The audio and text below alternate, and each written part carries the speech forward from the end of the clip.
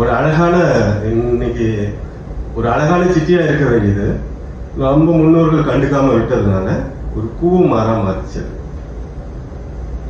அதே மாதிரி சென்னையில பள்ளிக்கரணையில இருக்க குப்பை மேடு. ஆக்சுவலி அந்த குப்பை மேடை கவர்மெண்ட் என்ன சொன்னாங்க, 80s and 90s வந்து அதை ஸ்டார்ட் பண்ணாங்க. அந்த குப்பை மேடை வந்து குப்பையை பிரித்தெடுக்கும் ஒரு இடமா யூஸ் பண்றோம் அப்படின்னு சொன்னாங்க. 50 சதுர கிலோமீட்டர் பரப்பளவு கொண்ட அந்த குப்பை மேடு ஆக்சுவலி கவர்மெண்ட் என்ன நமக்கு மக்களுக்கு ப்ராமிஸ் கொடுத்தாங்க அப்படின்னா, அந்த டைம்ல குப்பையை பிரிச்சு எடுக்கணும், அதுக்காக நம்ம பயன்படுத்துறோம். ஒரு சதுப்பு நில காடு, அழகான சதுப்பு நில காடு, என்விரான்மெண்ட் ரொம்ப கிரீனிஸ். சார் சொன்ன மாதிரி செடிக்குள்ள ஒரு பெரிய கிரீனிஸ் இருக்கணும்னா இந்த மாதிரி இடங்களை வந்து நம்ம அழிக்க கூடாது முதல்ல.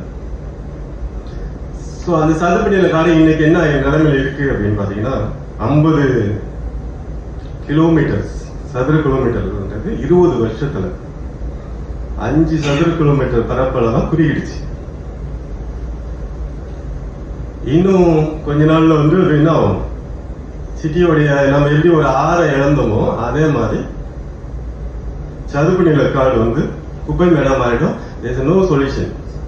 இது வரைக்கும் யாராலையுமே சொல்யூஷன் பண்ண முடியல அப்படின்னா யாரை குறை சொல்றதுன்னு தெரியல. அரசாங்கம் வந்து கிட்ட பணம் இல்லையா?